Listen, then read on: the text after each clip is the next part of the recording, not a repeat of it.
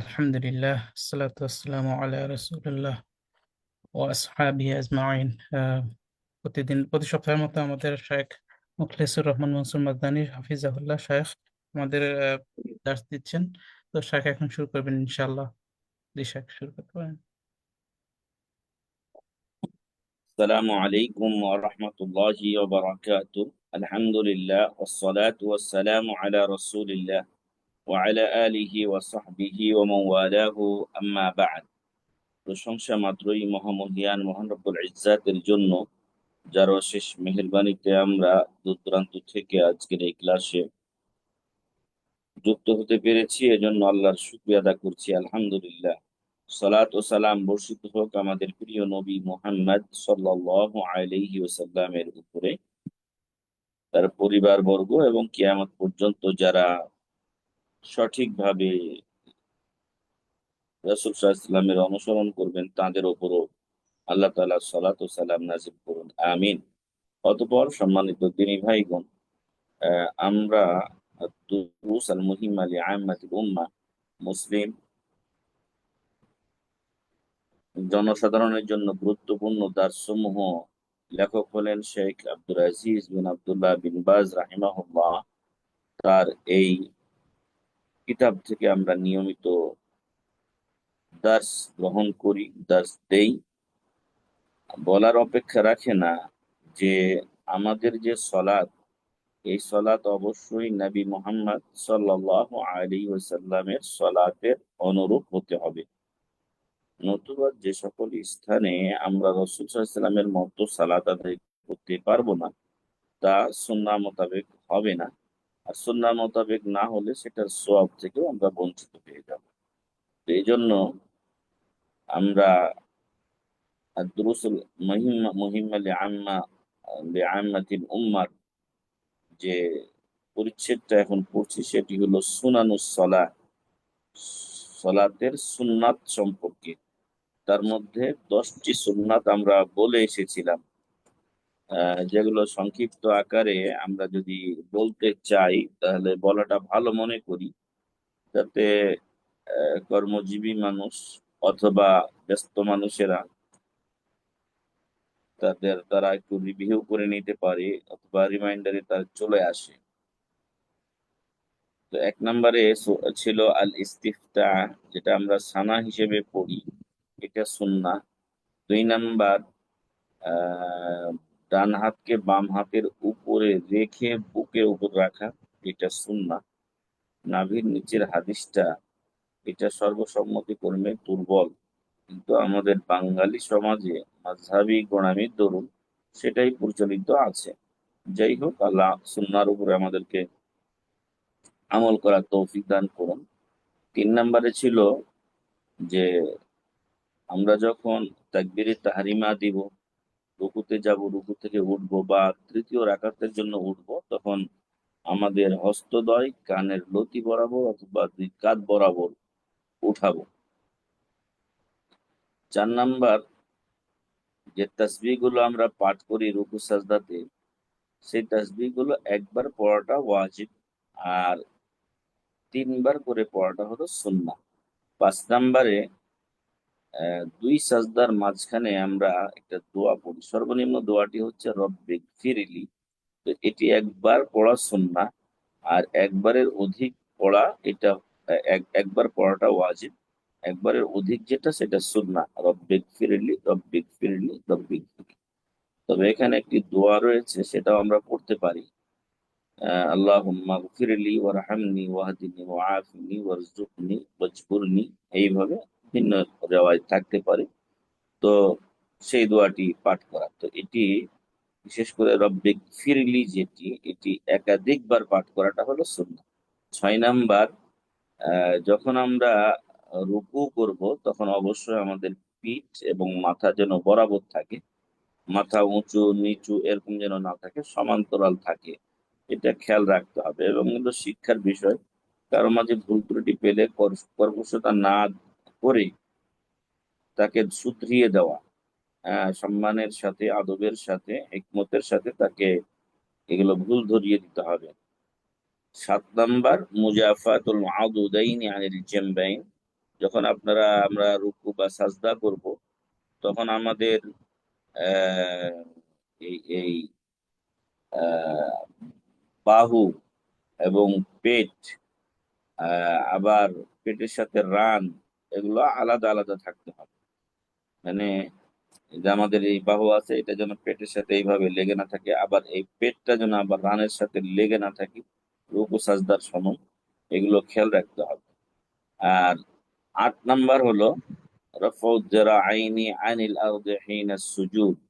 যখন আমরা সাজদা করি তখন আমাদের যে হাত আছে, এই হাত যেন মাটিতে লেগে না থাকে। এটা ইমবিসাকুল কালব বলা হয়েছে।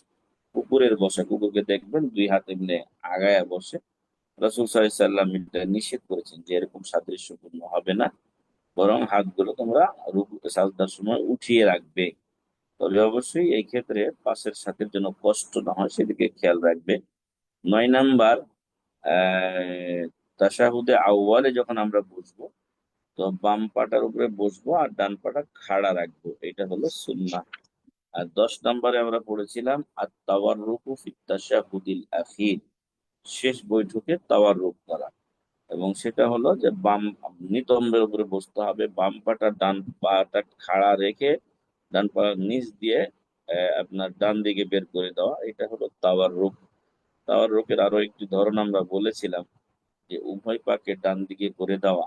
হ্যাঁ, তো এভাবে বসতে পারে, যদিও আমার কাছে মনে হয় সেটা একটু বেশি কষ্টকর, আল্লাহু আলাম। যার যেটা সুবিধা হয় সে সেটা বসতে পারে। তো এই 10টি সুন্নাহর কথা আমরা আগে বলেছিলাম। আজকে আমরা 11তম সুন্নাহর কথা বলছি। আল ইশারাতু বিস-সাব্বাবাতি ফিত তাশাহুদিল আউয়াল ওয়া থানি মিন হিন ইয়াজলিসু ইলা নিহায়াতিশ তাশাহুদি ওয়া তাহরিকুহা ইনদা দুআ। তো আমাদের যেটা আঙ্গুলি, এই আঙ্গুলটাকে আহ, যেটাকে অনামিকা হয়তো বলা হচ্ছে, আহ, মধ্য অনামিকা তো এইটা, এটা হলো সাব্বাবা, শাহাদাত আঙ্গুলি। তো আহ, এই আঙ্গুলিটা, এটাকে সাব্বাহাও বলা হয়, কারণ তাসবির সময় আমরা যখন দোয়া করি তখন এটাকে আমরা নড়াই ইত্যাদি। যখন আমরা কালিমা পড়ি, এই সাক্ষ্য দিই, তখন এটা আমরা উত্তোলন করি। গালিগালাজের সময় মানুষ এটা ব্যবহার করে, এই জন্য কেউ কেউ এটাকে সাব্বাবা বলে। আর আরেকটি নাম হচ্ছে সাব্বাহা। তো এই আঙ্গুলটা তাশাহুদ প্রথম বৈঠক এবং দ্বিতীয় বৈঠক, উভয় বৈঠকেই আমাদের এই এই এই খেনসর এবং বিনসর, এই 2 আঙ্গুলে মুষ্টিবদ্ধ হবে। আর এই আপনার বৃদ্ধাঙ্গুলি দিয়ে মধ্যমা আঙ্গুলিতে আপনি একটা এরকম ভাঁজ তৈরি করবেন। আর এই শাহাদাত আঙ্গুলিটা আপনি উঁচিয়ে রাখবেন। আর যখন আপনি দোয়া করবেন তখন এটা নড়াবেন। দোয়া বলতে আমরা তাশাহুদে যেই কথাগুলো বলি, আসলে সবগুলো দোয়া, কিন্তু ওইগুলোতে কিছু চাওয়া আছে মাঝে মাঝে। সেই চাওয়ার স্থানটা আসলে একবার করে নড়াতে হবে। যেমনটি আপনি যখন আত্তাহিয়াতু লিল্লাহি ওয়াস সালাওয়াতু ওয়াত তাইয়্যিবাতু এ পর্যন্ত আপনি আল্লাহর প্রশংসা করলেন, আমরা তো হয়তো ভাবছি এটা পুরোটাই আমি দোয়া বললাম, দোয়া অবশ্যই, কিন্তু এখনো আপনার চাওয়ার কিছু আসেনি। যে তাহিয়াতু লিল্লাহি ওয়াস সালাওয়াতু ওয়াত তাইয়্যিবাতু এ পর্যন্ত কোনো দোয়া হয়নি আমাদের। দোয়ায়ে মাসআলা তলব, যেটা আল্লাহর কাছে চাওয়া হয়েছে এমন কিছু নেই, এটা হলো আল্লাহর প্রশংসামূলক দোয়ায়ে ইবাদত করা যায়। তো এরপরে বলছি আসসালামু আলাইকা আইয়ুহান নাবিয়্যু ওয়া রাহমাতুল্লাহি ওয়া বারাকাতুহু, আসসালামু আলাইনা ওয়া আলা ইবাদিল্লাহিস সালিহিন। এতটুকু বলার সময় আমরা এই আঙ্গুলটা নড়াবো। তো এইখানে হাদিস বর্ণিত হয়েছে, যেখানে বলা হচ্ছে যে as-sunnatu fi at-tashahhudi an yaqbida usbu'ayhi al-khinsar wal binsar, এই দুটোকে আপনি কবজা করবেন। ওয়াহলিকা হালকাতান বিল বুসতা মাআল ইবহাম, বৃদ্ধাঙ্গুলি দিয়ে মধ্যমে আঙ্গুলের সাথে একটা আপনি আংটা তৈরি করবেন। ওয়ারফাউ সাব্বাবা, এবং আপনার শাহাদাত আঙ্গুলিকে এই উঁচিয়ে রাখবেন এবং ইয়াদউ বিহা এটা দিয়ে আপনি দোয়া করবেন, এটাই দোয়ার একটা আলামত। ওয়াইউহাররিকুহা ইনদা দুআ, এবং যখন বিশেষ করে আপনি আল্লাহর কাছে কিছু চাইবেন, চাওয়ার বিষয়টা আসবে, এই জন্য এগুলোর অর্থটা আমাদেরকে জানতে হবে। তাশাহুদুল আউয়াল, দুরুদে ইব্রাহিম বা আসসালাহ আল ইব্রাহিমিয়া, এবং শেষে যে আমরা দোয়া মাসুরা বা আরো কিছু পড়ছি, এগুলোর অর্থগুলো জানতে হবে। না জানলে আপনি এই ইশারাটা করতে পারবেন না, কারণ ইশারাটা হবে দোয়া করার সময়, আর অন্য যেগুলো আমরা পড়ি ওগুলো সময় নয়। এই জন্য বলছি ওই ওয়াহাররিকুহা ইনদা দুআ, কারণ ওয়াইল বিন হুজুর থেকে বর্ণিত হয়েছে সুনানে আবু দাউদ এবং নাসাইর হাদিসে, যে সুম্মা রাফআ ইসবাআহু ফারাইতুহু ইউহাররিকুহা ইয়াদউ বিহা, তিনি এটাকে নড়াচ্ছেন। নড়ার ব্যাপারে ইখতিলাফ, এক এক মাযহাব এক এক রকম বলে। মনে হয় মালিকিরা আছে তারা ডানে বামে হিলাই, তারপরে বাকিরা সামনে হিলাই। আর হানাফিরা আছে শুধু আশহাদু আল্লাহ ইলাহা ইল্লাল্লাহ সময় এক করে। তো আসলে হানাফিদের যেটা, এটা কোনো দলিলে পাওয়া যায় না, কারণ শুধু আশহাদু আল্লাহ ইলাহা ইল্লাল্লাহ, এখানে কিন্তু ইউহাররিকুহা ইনদা দুআ, দুআর সময় এটা নড়াবে।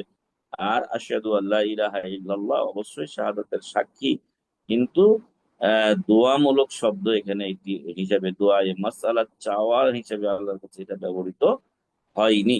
ফলে আমরা এটা দুই বৈঠকেই শুরু থেকে শেষ পর্যন্ত এই শাহাদাত আঙ্গুলিটা উঠিয়ে রাখবো। আর যখন আল্লাহর কাছে কিছু চাওয়া হবে তখন এটা একটু করে আমরা নড়াবো। এটি এভাবেই বলেছেন শেখ মোহাম্মদ বিন সালেহ আল উসাইমিন রাহিমাহুল্লাহ, এবং শেখ বিন বাজ রাহিমাহুল্লাহ কিতাবেও আমরা সেভাবেই পেলাম। তারপর এটি গেল 11 নম্বর। তাহলে 11 নম্বরে হলো, 11 নম্বর সুন্নাহ হলো তাশাহুদে আমরা আমাদের যে অঙ্গুলি নড়ানো, সেটি এইভাবেই করব, দুইটাকে ধরে রাখবো আর এটার সাথে এইভাবে করে। এবার যখন দোয়ামূলক শব্দ আসবে, চাওয়ামূলক, যেরকম বললাম আসসালামু আলাইনা ওয়া আলা ইবাদিল্লাহি, আসসালামু আলাইকা আইয়ুহান নবী ওয়া রাহমাতুল্লাহি ওয়া বারাকাতুহু, আসসালামু আলাইনা ওয়া আলা ইবাদিল্লাহিস সালিহিন। তারপরে আপনি যখন আল্লাহুম্মা সাল্লি আলা বলবেন, তখন ওয়া সাল্লি আলা মুহাম্মদ ওয়া আলা আলি মুহাম্মদ। এরপরে আল্লাহুম্মা বারিক আলা মুহাম্মদ ওয়া আলা আলি মুহাম্মদ। এইগুলো তো চাওয়া আল্লাহর কাছে। তো এই চাওয়ার সময় আমরা আঙ্গুলগুলো হেলাবো। শেষেও রয়েছে ফাগফিরলি ফাইন্নাহু লা ইয়াগফিরুয যুনুবা ইল্লা আনতা, এখন হেলাবো। তারপরে বাকি যে চারটা পাঁচটা আমরা বিভিন্ন বিষয় থেকে আল্লাহর কাছে আশ্রয় চাই, সেটাও চাওয়া। তো এই জন্য আল্লাহুম্মা ইন্নী আউযু বিকা মিন আযাবি জাহান্নাম ওয়া আউযু বিকা মিন আযাবিল কবর ওয়া আউযু বিকা মিন ফিতনাতিল মাসিহিদ দাজ্জাল, এই দোয়াগুলো পড়ার সময় আমরা আমাদের শাহাদাত আঙ্গুলি একটু নড়াবো। 12 নম্বর সুন্নাহ হচ্ছে আসসালাতু ওয়াত তাবরিকু আলা মুহাম্মাদিন ওয়া আলি মুহাম্মাদিন ওয়া আলা ইব্রাহিম ওয়া আলি ইব্রাহিমা ফিত তাশাহুদিল আউয়াল। তো আমরা জানি যে ফিত তাশাহুদিল আউয়াল, প্রথম বৈঠকে দরুদে ইব্রাহিম সাধারণত আমাদের দেশের লোকেরা পড়ে না, তারা শুধু আত্তাহিয়াতু পড়ে। তবে দরুদে ইব্রাহিমও পড়া যায়, প্রথম বৈঠকেও কেউ যদি দরুদে ইব্রাহিম পড়ে তাহলে সেটা পড়তে পারে, এবং সেখানে সে সওয়াব পাবে ইনশা আল্লাহ। আর এটা দলিলে বলা হয়েছে ফায়াসুন্নু লিল মুসাল্লি আন ইউসাল্লি আলা নবী কামা ফিত তাশাহুদিল আখির। মুসাল্লি ব্যক্তির জন্য সুন্নাহ হলো প্রথম বৈঠকেও সে সালাতে ইব্রাহিমিয়া বা দুরুদে ইব্রাহিমিয়া আল্লাহুম্মা সাল্লি আলা মুহাম্মাদ এটা পাঠ করবে, যেমন শেষ বৈঠকে পাঠ করে। লিমা ওয়ারাদা আন্নাহু কানা সাল্লাল্লাহু আলাইহি ওয়াসাল্লাম ইউসাল্লি আলা নাফসিহি ফিত তাশাহুদিল আউয়াল ওয়া গায়রিহি। তো কারণ হাদিসে বর্ণিত হয়েছে যে আল্লাহ রাসূল সাল্লাল্লাহু আলাইহি ওয়াসাল্লাম প্রথম প্রথম বৈঠক এবং অন্য সময়েও বা শেষ বৈঠকেও তিনি নিজের উপরে সালাত বা দরুদ পড়তেন। কামা রাওয়াহু আবু দাউদ, আবু আওয়ানা ফি সহিহিহি ওয়ান নাসাঈ। তো আবু আওয়ানা তার সহিহ যে কিতাব রয়েছে সেখানে তিনি বর্ণনা করছেন, আর ইমাম নাসাইও সুনানে নাসাইতে বর্ণনা করেছেন। তাহলে আমরা প্রথম বৈঠকেও সালাতে ইব্রাহিমা বা দরুদ পড়তে পারি, এটা আবশ্যক কিছু না, সুন্নাহ। রাসূল সাল্লাল্লাহু আলাইহি ওয়াসাল্লাম পড়েছেন, এজন্য কেউ ইচ্ছা করলে পড়তে পারে, বিশেষ করে যদি সে ইমাম সাহেবের সাথে থাকে আর তারটা আগে শেষ হয়ে গেছে, বসে না থেকে সালাতে ইব্রাহিমিয়া পড়ে নেবেন। এরপরে 13 নম্বর সুন্নাহ হচ্ছে আদ-দুআউ ফিত তাশাহুদিল আখির। আর দোয়া ও ফিত তাশাহুদিল আখির, শেষ বৈঠকে দোয়া করা। শেষ বৈঠকে দোয়া করা। শেষ বৈঠকে তো আমরা দোয়া পড়ি, একাধিক দোয়া আমরা পড়ি। এরপরেও ব্যক্তিগতভাবে যখন একাকী সালাত আদায় করা হয় তখন আরো বেশি পরিমাণ চাওয়া উচিত। যদিও সাজদায় বেশি দোয়া কবুল হয়, কিন্তু শেষ বৈঠকেও দোয়া কবুলের স্থান বা দোয়া করার স্থান। শেষ বৈঠকে দোয়া করা, লিমা ওয়ারাদা ফিল হাদিস সুম্মা লিয়াতাখাইয়ার মিনাদ দুআই মা শাআ। এবং হাদিসে বর্ণিত হয়েছে, বুখারী শরীফের হাদিস এটি, যে দরুদে ইব্রাহিম পড়বে, তারপর সুম্মা লিয়াতাখাইয়ার মা শাআ মিনাদ দুআ, অতঃপর সে যে সকল দোয়া পড়তে চায় সেজন্য সেগুলো পড়ে। আর ইতিপূর্বে আমরা এর আগের পরিচ্ছেদে এই দোয়া সম্পর্কে কিছু কথা বলে এসেছি। বিশেষ করে আবু বকর রাদিয়াল্লাহু আনহু একদিন রাসূল সাল্লাল্লাহু আলাইহি ওয়াসাল্লামকে বললেন যে আমাকে একটা দোয়া শিখিয়ে দিন, যে দোয়াটা দিয়ে আমি আল্লাহকে সলাতে ডাকবো। তখন আল্লাহ রাসূল সাল্লাল্লাহু আলাইহি ওয়াসাল্লাম বললেন যে তুমি বলো, আল্লাহুম্মা ইন্নী যালামতু নাফসি যুলমান কাসীরা ওয়া লা ইয়াগফিরুদ যুনুবা ইল্লা আনত। এই যে দোয়াটা আমরা পড়ি, ওয়ালা ইয়াগফিরুদ যুনুবা ইল্লা আনতা ফাগফিরলি মাগফিরাতাম মিন ইনদিকা ওয়ারহামনি ইন্নাকা আনতাল গফুরুর রহিম। তো এই দোয়াটা আবু বকর রাদিয়াল্লাহু আনহু দরখাস্তের ভিত্তিতে রাসূল সাল্লাল্লাহু আলাইহি ওয়াসাল্লাম বলেছিলেন, আর সেটাই আমরা দোয়া মাসুরা হিসেবে পড়ে থাকি। এছাড়াও অন্যান্য দোয়া শেষ বৈঠকে মানুষ পড়তে পারে। বিশেষত বলেছি যদি একাকী সালাত আদায়কারী হয় আর ইমাম সাহেবও যদি দীর্ঘ তাশাহুদে সময় দেন আর আপনার দোয়া শেষ হয়েছে, তখন আপনি অন্যান্য দোয়াও পড়তে পারেন, এতে কোনো বাধা নেই।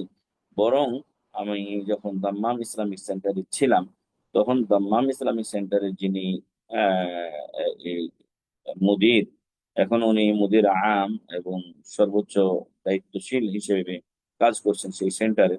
তো উনি বলেছিলেন যে লা সুকুতা ফিস সালাহ, সালাতে চুপ থাকার কোনো সুযোগ নেই। মানে আপনি দোয়া না পড়ে বসে থাকবেন, এটা যেন না হয়, বা দাঁড়িয়ে থাকবেন। আপনি যখনই সময় পাবেন তখনই আপনি দোয়া করবেন।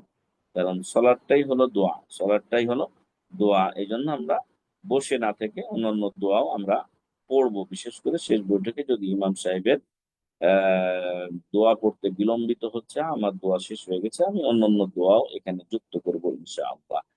এরপর এটি গেল 13 নাম্বার সুন্নাহ।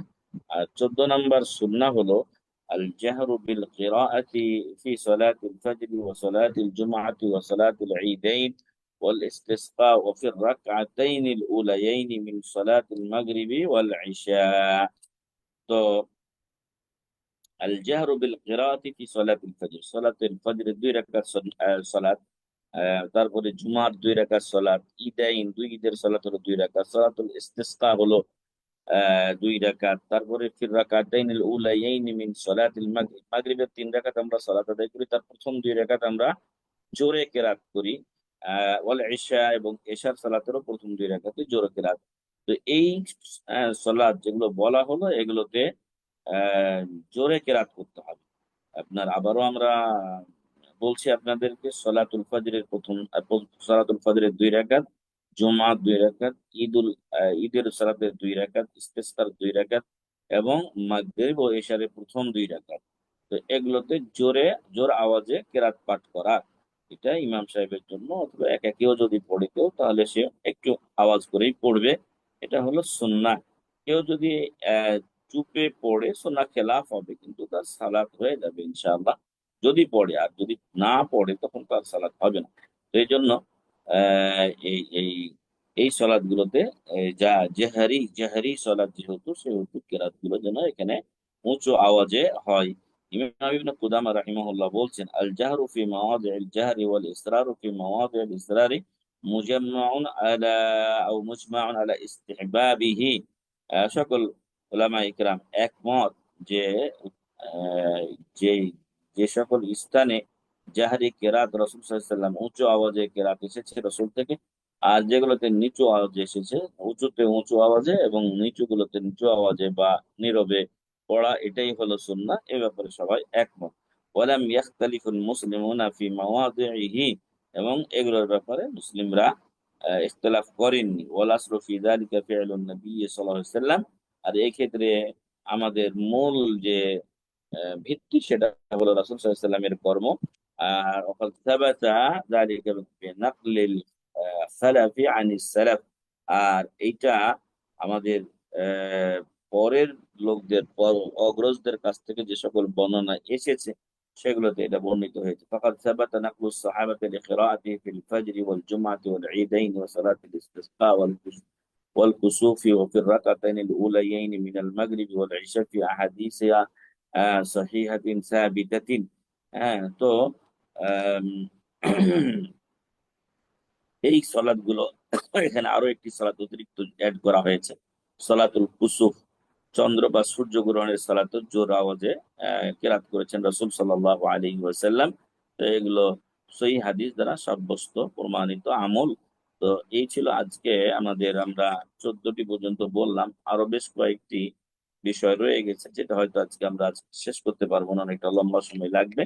আরেকদিন দাস হলে তখন সুন্নাতের বিষয়টি আমাদের শেষ হবে ইনশাআল্লাহ। তো মহান রব্বুল আলমিনের কাছে দোয়া করি আমাদের সবাইকে আল্লাহ যেন আমাদের সবাইকে এই আপনার এই সুন্নাহ মোতাবেক সুন্নাত গুলো জেনে সুন্নাহর উপরে আমল করে আমাদেরকে রাসূল সাল্লাল্লাহু আলাইহি ওয়াসাল্লামের মতো সালাত আদায় করার তৌফিক দান করেন। আমাদের ভুল ত্রুটি গুলো আল্লাহ ক্ষমা করেন এবং সালাতের মাধ্যমে আল্লাহ তাআলা আমাদেরকে তার জিকির আজকারে ব্যস্ত রাখার এবং অধিক হারে ফরজ সালাতের সাথে সাথে নফল এবং অন্যান্য কিয়ামুল লাইল থেকে শুরু করে বিভিন্ন ধরনের যে সালাত গুলো আছে সেগুলো আদায় করে আল্লাহ তাআলা আমাদের সবাইকে জান্নাতে যাওয়ার তৌফিক দান করুন, আল্লাহুম্মা আমিন। আর বর্তমান সময়ে আজকে আমরা বাংলাদেশে মুহররমের সিয়াম রয়েছে, হয়তো আজকে আপনাদের 10 তারিখ, আমাদের আজকে 9 তারিখ। তো এই মুহররমের সিয়ামের ফজিলত হলো পূর্বের 1 বছরের গুনাহ আল্লাহ তাআলা মাফ করে দেবেন। তো এটার ক্ষেত্রে আমাদের সকলের প্রচারমুখী হওয়া উচিত এবং এতে করে আমরা সওয়াবের ভাগী হব। আমার প্রচার দিয়ে যদি 10 জন লোক সিয়াম রাখে তো ওদের যে সওয়াব হবে আমারও সমপরিমাণ সওয়াব হবে। এই জন্য মুসলিম ব্যক্তির উচিত সদা সর্বদা, বিশেষ করে যেহেতু এখন অনলাইনের মাধ্যম হয়েছে, একটু সময় পেলে আমরা অনলাইনে অনেক সময় ঘাটাঘাটি করি, তো সেইখানে আমরা আমাদের ভালো জিনিসগুলো শেয়ার করব। বিশেষ করে এই মর্মে অনেক ভাইরাই বিভিন্ন পোস্টার জাতীয় জিনিস বা এরকম কিছু শেয়ার করে থাকেন। তো সেইখানে যার যেটা পছন্দ হয় আমরা আমাদের সামাজিক যোগাযোগ মাধ্যম হোয়াটসঅ্যাপ, ইমো অথবা ফেসবুক, ইনস্টাগ্রাম বা আরো যার যেটা ব্যবহার করেন সেগুলোতে আমরা আমাদের বন্ধুদের কাছে আমাদের পরিচিত বা অপরিচিত মেলা লোককে আমরা চিনিও না কিন্তু পৌঁছে দেবো ইনশাআল্লাহ। আর এই পৌঁছে দেওয়ার মাধ্যমে হয়তো ইনশাআল্লাহ এক সময় অসংখ্য মানুষ রোজা রাখবেন এবং আমরা সওয়াব পাবো ইনশাআল্লাহ। এই মুহররমের সিয়াম এগুলো তো আগে আমাদের সমাজে অতটা প্রচলন ছিল না, কিছু কিছু মাদ্রাসায় করতো। আমি অবশ্য 1992 সাল থেকে যাত্রাবাড়ি মাদ্রাসায় ভর্তি হয়েছিলাম।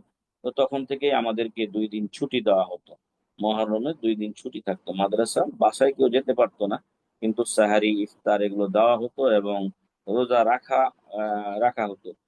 ছাত্ররা রোজা রাখতেন। তো সম্মানিত দিনী ভাইগণ, আমরা ইনশাল্লাহ রোজা রাখবো এবং আমার যেটা আমি বলছিলাম যে একটা ইমানি দায়িত্ব থেকে যে নিজ নিজ এলাকা, আপনারা দেশে অনেক আত্মীয় স্বজন আছে তাদের মাঝে এগুলো প্রচার করবেন। নিজের ফেসবুক ওয়াল বা অন্যান্য যোগাযোগ যে মাধ্যমগুলো আছে সেখানে আপনারা এগুলো শেয়ার করে মানুষকে এই সিয়ামের প্রতি উৎসাহিত করবেন। বাংলাদেশে মূল সিয়াম আগামীকালকে শুক্রবার। তো আজকেও আমরা রোজা রয়েছি, এক্ষেত্রে 3টি রোজা রাখাকে অনেকে উত্তম বলেছেন, মানে লাগাতার 9, 10, 11। আর যদি কেউ না রাখে তাহলে 9, 10 রাখতে পারে। কেউ যদি 9 কোনো কারণে রাখতে না পারে 10, 11 রাখবে, কিন্তু 10টা হলো মূল। আর যদি কেউ একান্ত রোজা রাখতে না পারে আমরা তাকে বলবো অন্তত আপনি একটি রোজা রাখুন, আপনি 10ই মুহররমের রোজা রাখুন, আপনার পূর্বের 1 বছরের গুনাহ আল্লাহ ক্ষমা করবেন, মোচন করবেন ইনশাআল্লাহ। তো মহান রব্বুল আলামিন এই সিয়ামের প্রতি আমাদেরকে সচেতন হয়ে সেটা রাখার তৌফিক দান করুন, আল্লাহুম্মা আমিন। অবশ্যই একটা বিষয় এখানে উল্লেখ্য যে এই সিয়ামটি মূলত রাখা হয় আপনার মুসা আলাইহিস সালামকে আল্লাহ তাআলা এই এই দিনে আহ, নাজাত দিয়েছিলেন, মুক্তি দিয়েছিলেন ফেরাউন এবং তার জালেম সম্প্রদায় থেকে, এবং তাদেরকে আল্লাহ তাআলা লোহিত সাগরে ডুবিয়ে মেরেছিলেন, ধ্বংস করে দিয়েছিলেন। এই জন্য মুসা আলাইহিস সালাম আল্লাহর শুকরিয়া স্বরূপ রোজা রেখেছিলেন। তাই ইয়াহুদিরাও রোজা রাখতো এই দিন। আল্লাহ রসুল এটা জানার পরে তিনিও রোজা রাখলেন। এবং যখন তাকে বলা হলো যে ওরা ওদের সাথে আমাদের রোজা মিলে যায়, ইবনে আব্বাস রাদিয়াল্লাহু আনহুমা যে হাদিস বর্ণনা করেছেন, তো উনি বললেন, আল্লাহ যদি আগামী বছর আমাকে বাঁচিয়ে রাখেন তাহলে অবশ্যই 9 তারিখেও আমি রোজা রাখবো। সেখান থেকেই 9-10 তারিখে মুসলিমরা রোজা রাখে। তো এই রোজা রাখাটা বা সিয়াম পালন করাটা হলো মুসা আলাইহিস সালামের বিজয়ের সুক্রিয়া স্বরূপ, ফেরাউনের ধ্বংসের আনন্দ স্বরূপ। তো এটা ছিল আমাদের আসল ইতিহাস। কিন্তু আহ, এই আপনার আপনার 61-62 হিজরির দিকে ইসলামের ইতিহাসে আরো একটি কালো অধ্যায় রচিত হয়। সেখানে হুসেন রাদিয়াল্লাহু আনহু কারবালার ময়দানে তিনি এই 10ই মুহররমে শাহাদাত বরণ করেছিলেন। তো যাই হোক, এগুলোর মেলা লম্বা আলোচনা আছে। তাকে যেতে অনেকে নিষেধ করেছিলেন, আব্দুল্লাহ ইবনে ওমর, আব্দুল্লাহ ইবনে জুবাইর, আব্দুল্লাহ ইবনে আব্বাস রাদিয়াল্লাহু আনহুম আজমাইন। তারা তাকে যেতে নিষেধ করেছিলেন আপনার কারবালা বা কুফা, বসরা, বাগদাদ, ইরাকে যেতে নিষেধ করেছিলেন। তিনি শুনেন নাই, তিনি গিয়েছেন। তবে তাকে ডেকে নিয়েছিল হলো শিয়া রাফিজি সম্প্রদায়। কিন্তু ডাকার পরে তারা রাজনৈতিক ভাবে তাদেরকে বিচ্ছিন্ন করে দেওয়া হয়, কিন্তু এই খবরটা তারা হোসেন রাদিয়াল্লাহু আনহুকে দেয়নি। যার কারণে অনন্যপায় হয়ে হোসেন রাদিয়াল্লাহু আনহু কিন্তু হাজ্জাজ বিন ইউসুফের অধীনস্থ ওবাইদুল্লাহ বিন জিয়াদের নেতৃত্বাধীন সেনাবাহিনীর হাতে বা লোকদের হাতে তিনি নির্মমভাবে মজলুম অবস্থায় শহীদ হন। তো এই যে হোসেন রাদিয়াল্লাহু আনহু শহীদ হলেন, এটা নসিব ছিল, তাকদীরে লেখা ছিল। আহ ইয়াজিদকে এ ব্যাপারে অনেক কিছু গালাগালি করা হয়। ইয়াজিদ তাবেঈ ছিলেন, এবং যতটুকু আমার মনে পড়ে যে কোন এক যুদ্ধ, বিশেষ করে কনস্টান্টিনোপল, কুস্তুনতুনিয়া যেটাকে বলা হচ্ছে, এই এই যুদ্ধে যারা থাকবে তাদের ব্যাপারে সুসংবাদ কিছু একটা রয়েছে, সেখানে কিন্তু ইয়াজিদ ছিলেন। আর ইয়াজিদের বাবা মুআবিয়া রাদিয়াল্লাহু আনহু কাতিবে ওহী ছিলেন। তিনি মুমিনদের মামা বলা হতো তাকে, কেননা তার বোন মুআবিয়া রাদিয়াল্লাহু আনহুর বোন মানে ইয়াজিদের ফুফু উম্মে হাবিবা রাদিয়াল্লাহু আনহা রাসূল সাল্লাল্লাহু আলাইহি ওয়াসাল্লামের স্ত্রী ছিলেন, উম্মুল মুমিনিন যা উম্মে হাবিবা রমলা বিনতে আবি সুফিয়ান রাদিয়াল্লাহু আনহুম। তো আহ, এই খালুল মুমিনিন বলা হয় মুআবিয়া রাদিয়াল্লাহু আনহুকে। তারই ছেলে হলেন ইয়াজিদ। ঠিক আছে। ইয়াজিদকে মুআবিয়া রাদিয়াল্লাহু আনহু খেলাফত দিয়ে গিয়েছিলেন। তো এটা তার একটা আম, এই রাজনৈতিক সিদ্ধান্ত ছিল, যেহেতু তার কাছে থেকে রাজনৈতিক বিষয়গুলোর শিক্ষা ও দীক্ষা ইয়াজিদই বেশি পেয়েছিলেন, তাই তিনি তাকে হয়তো ভালো মনে করেই দিয়ে গিয়েছেন। তো এরপরে বিভিন্ন অঘটন ঘটে গেছে ইসলামের ইতিহাসে। সে ব্যাপারে আমাদের আকীদা ও বিশ্বাস যে আমরা এই ব্যাপারে চুপ থাকবো এবং এ ব্যাপারে আমরা কিছু বলবো না।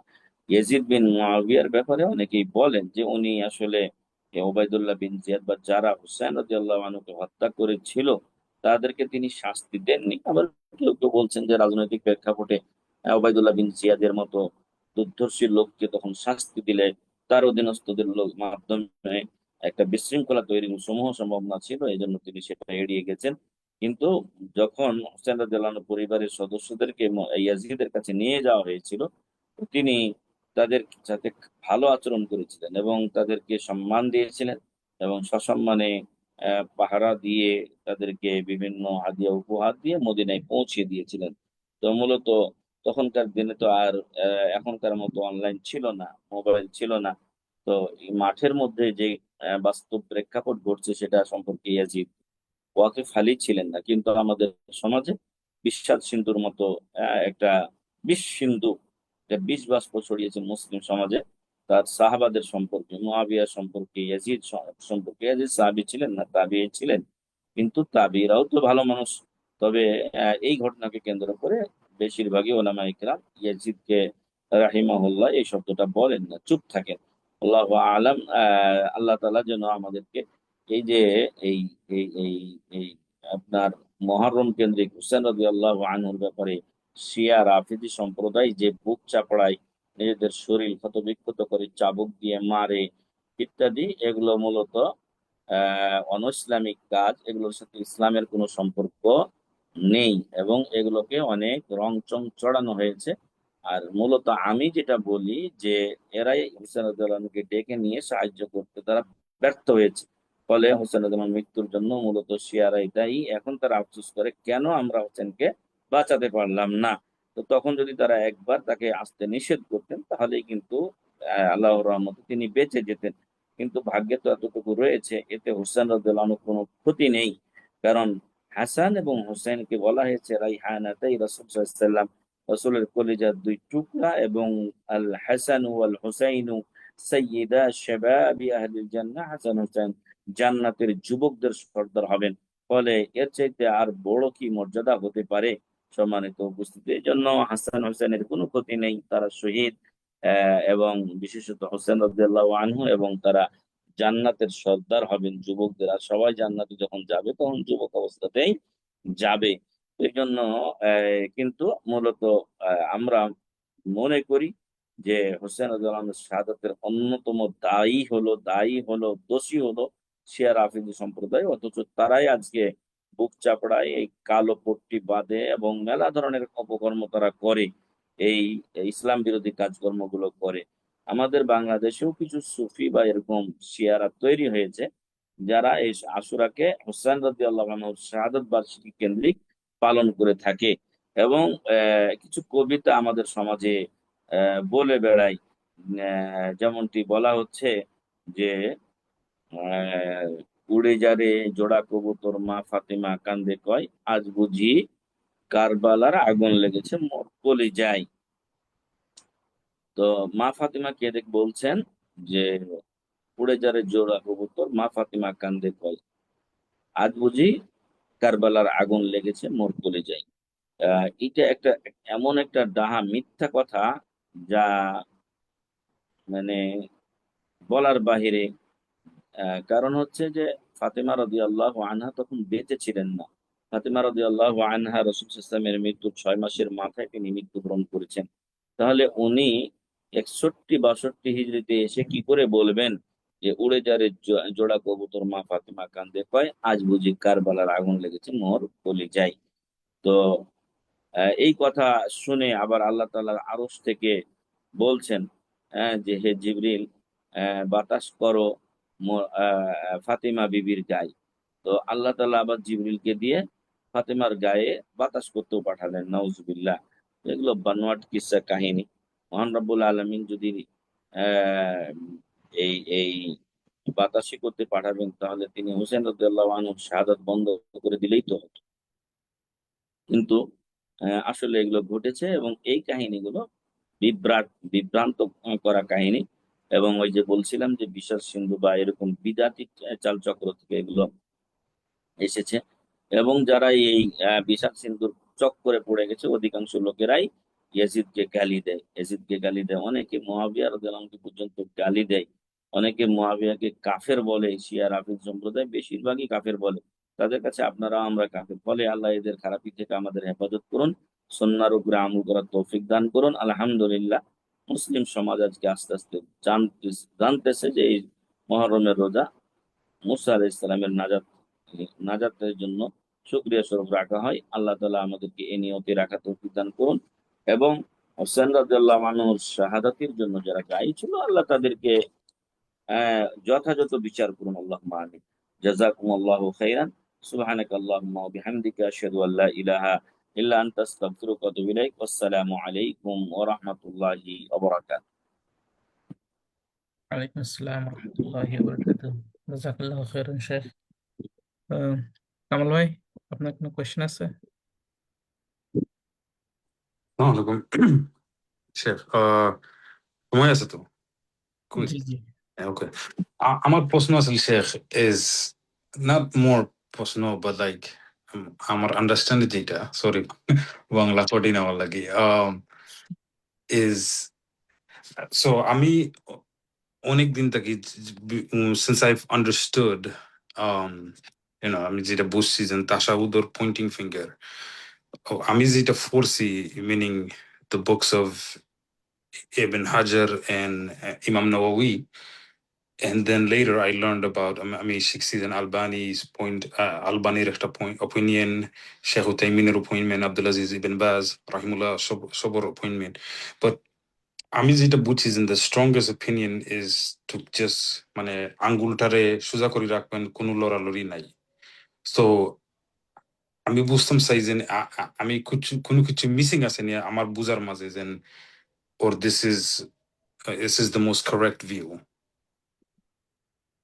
যেটা বললেন আঙ্গুলটা নড়ানড়ি নাই, এটা মত আছে, কিন্তু সরাসরি আপনাকে যে হাদিস আমি বললাম এখানে, যে এই যে এখানে লিমা ওয়ারাদা ফি হাদিস ওয়াইল বিন হুজর রাদিয়াল্লাহু আনহু হাদিসে এসেছে, এটা আবু দাউদ এবং নাসাই কিতাবে এসেছে বিসানাদিন সহিহ, সনদ তার সহিহ, যে সুম্মা রাফা ইসবাহু ফারাআইতুহু ইউহাররিকুহা ইয়াদউ বিহা।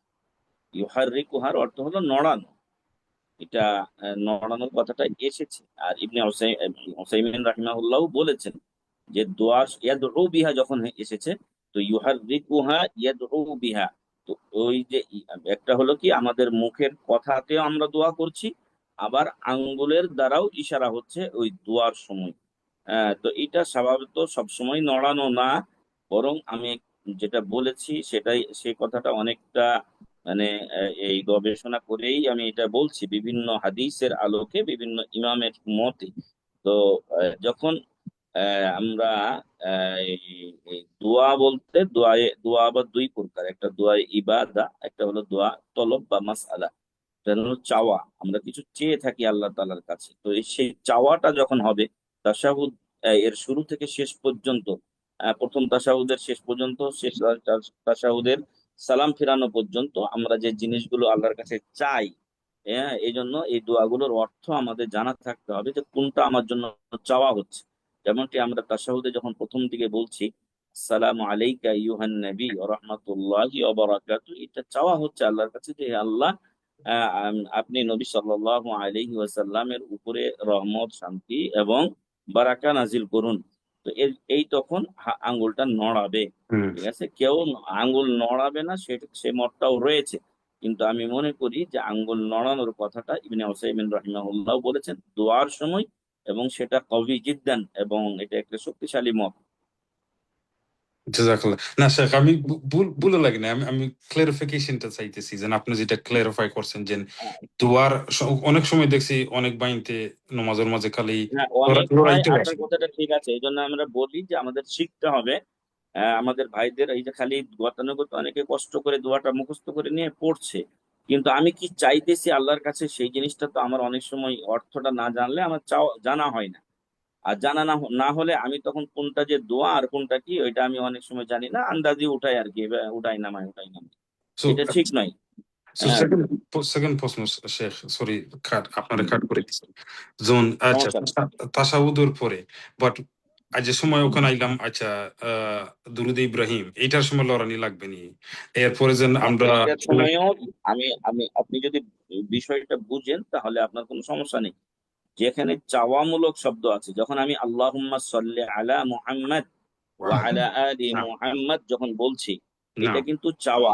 আমি আল্লাহর কাছে দোয়া করছি, হে আল্লাহ তুমি, বা হে আল্লাহ আপনি রহমত নাজিল করুন মুহাম্মদ সাল্লাল্লাহু আলাইহি ওয়াসাল্লাম এবং তার পরিবারের প্রতি, এতটুকু কিন্তু আমার দোয়া, বাকিগুলো আমার বর্ণনা এবং আনুষঙ্গিক কথা, বা দোয়ায়ে ইবাদার অন্তর্ভুক্ত। কিন্তু দোয়ায়ে মাসালা বা তলব যেটা চাওয়া হচ্ছে, সেটা এখানে শেষ হলো। আর দ্বিতীয় অংশে, এই দরুদের দ্বিতীয় অংশে যখন আমরা বলছি আল্লাহুম্মা বারিক আলা মুহাম্মদ ওয়া আলা আলি মুহাম্মদ, এটা হলো আমার দোয়া, তখন আমি একবার নড়াবো, এখানে একবার ওইখানে একবার।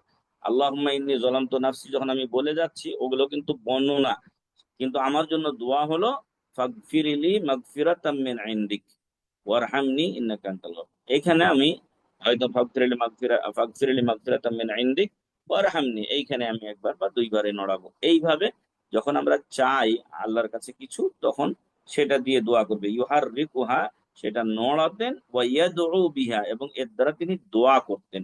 মানে যে দোয়া মুখে হচ্ছে, অন্তরে হচ্ছে, এটার সাথে এই আঙ্গুলেরও একটা সংযোগ আছে। ওকে, জাযাকাল্লাহ খায়ের শেখ, আল্লাহ বারাকাল্লাহ। এই আর কোনো ভাইয়ের কোনো প্রশ্ন আছে?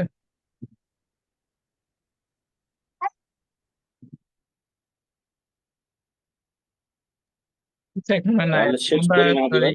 দিয়ে দেবো ইনশাল্লাহ যদি কারো Sorry, Mahdi bhai. জি One last question. So,